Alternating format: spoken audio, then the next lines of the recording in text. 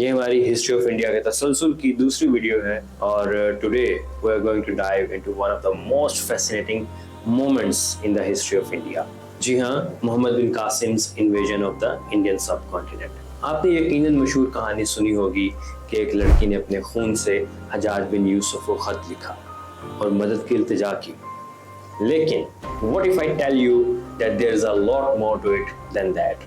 The reasons for this invasion are far more complex. اور اس حملے سے کافی پہلے ایڈورڈ آف اسلام ہو چکا ہوتا ہے ہندوستان میں. مقصد تاریخ کو چیلنج کرنا نہیں ہے مگر مزید سوچ و بچار کے دروازے کھولنا ہے اور سبق سیکھنا ہے، جو کہ آپ کو پتہ چلے گا جب آپ آخر تک اس ویڈیو کو دیکھیں گے. تو آئیں میرے ساتھ آج کی ویڈیو کو شروع کرتے ہیں. یہ کہانی شروع ہوتی ہے ٹریڈ روٹس سے اور چلتی چلتی جا کے جڑتی ہے ریلیجس ٹرانسفارمیشن سے. سب سے پہلے تو ہم یہ خون سے لکھے خط والی لیجنڈری ٹیل کو سائڈ پر رکھتے ہیں اور ایکسپلور کرتے ہیں اسٹریٹجک بیک گراؤنڈ کو. لانگ بیفور محمد بن قاسم سیٹ فوٹس ان دا سب کانٹیننٹ، تجارت شاہراہ ریشم کے ذریعے سے اپنے عروج پر تھی. یہ بات کر رہا ہوں میں تقریباً 50 BC کی. یہ روٹ کنیکٹ کرتا تھا چائنا کو، انڈیا کو، سینٹرل ایشیا کو اور یورپ کو، allowing goods to flow smoothly. لیکن اچانک ہر چیز بدل گئی جب پرشیا کی اپنے ارد گرد کے امپائرز سے جنگ چھڑ گئی تقریباً 50 AD میں. This made the land routes dangerous and unreliable for traders. اب سمندر ہی بچا تھا جس سے ٹریڈ ہو سکتی تھی، لیکن اس کے اپنے چیلنجز تھے especially for Indians. Hindu Brahmin laws introduced during the later Gupta Empire strictly forbade Hindus from traveling by sea.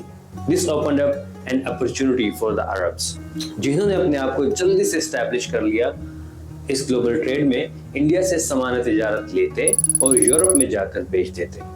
Indians اور عربز کے مابین تعلقات بہت گہرے ہو گئے تھے، لیکن معاملات نے ایک اور رخ لیا جب اسلام آیا.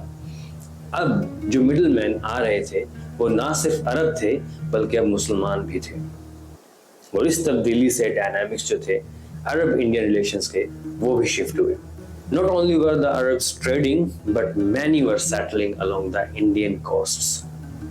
And soon a Muslim community began to grow in the region.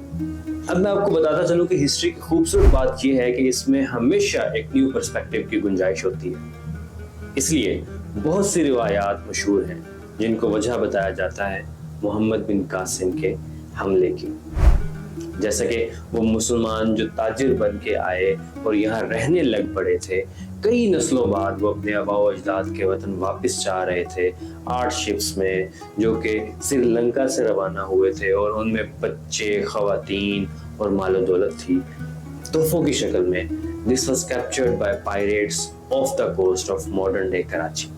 The governor of Baghdad at the time, Hajjaj bin Yusuf, asked Raja Tahir of Multan to take action, but Tahir refused, claiming he had no control over the sea.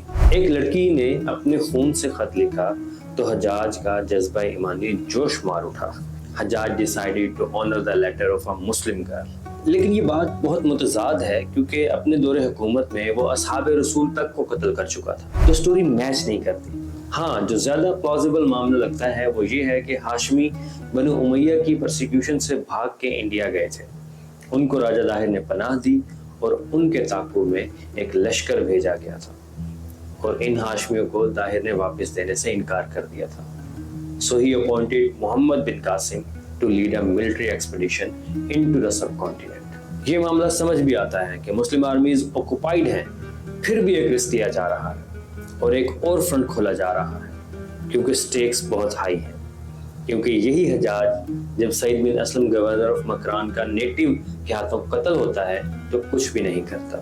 تو اچانک ایک خط پر کیسے اتنا دلیر اور پرایمان ہو گیا، سوچنے کی بات ہے. اب بات کر لیتے ہیں محمد بن قاسم کی کمپین کی اور اس کو تنقید کے لینس سے دیکھتے ہیں اور جانتے ہیں کہ یہ کیسے مختلف تھی پچھلی ایکسپیڈیشنز سے. Unlike earlier incursions, محمد بن قاسم نے ان لینڈ روٹس جو کہ پہلے سے ہی مسلمانوں کے کنٹرول میں تھے نہیں اپنایا، جو کہ مشکل ترین اور جو کہ کندھار اور خراسان سے انڈیا جاتا تھا. انسٹیڈ اس نے اسٹریٹجک کوسٹل روٹ اپنایا बगदाद से वो चला और रास्ते में आते साहिली रियासतों को, जिनमें पंजगोर और लिस्बेला शामिल है, कैप्चर करता गया। उसका अल्टीमेट गोल था तीबल, the port city near present day Karachi, where the captured ship had been taken, which was the gateway to Dahir's land. After a month-long siege, Dabel fell to the Muslims. Mohammad bin Qasim pressed forward और मजीद शहर फतह करता गया, जिनमें निरून, जिसे आज के दौर में हैदराबाद कहा जाता है, और सुल्तान, जिसे आज के दौर में सहवन शरीफ कहा जाता है, शामिल है। Eventually, he faced Raja Dahir in battle near Arora, जिसे आजकल हम रोहड़ी कहते हैं। इस जंग में दाहिर मारा जाता है, and this marked the first time Muslim forces had crossed the Indus River, an event that would reshape the region forever. अब अगर बात शिप की होती या कैदियों की होती तो राजा मारा गया था, कैदी लेता और मोहम्मद बिन कासिम वापस चला जाता। But he continued. Why? He then marched on to Multan, where the siege lasted for another 2 months before the city finally surrendered. By 1715, the Muslim conquests had extended to the entirety of Sindh and the southern Punjab, bringing the region under the direct rule of the Caliphate. ये signal दिया जा रहा था हाशमियों को कि हम हर जगह मौजूद हैं, You cannot escape us. लेकिन मोहम्मद बिन कासिम की ये success was cut short due to political upheaval back in Damascus. With the death of Caliph Walid, the new ruler Suleiman, who was a brother of Walid, recalled and executed all of Walid's loyal governors and commanders, including Muhammad bin Qasim. And that, my friends, is how Muhammad bin Qasim's expedition into the Indian subcontinent unfolded.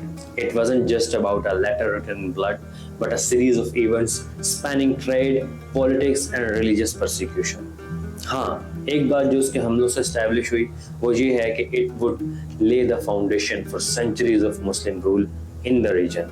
Thanks for watching, and don't forget to subscribe for more fascinating and historical breakdowns. Thank you.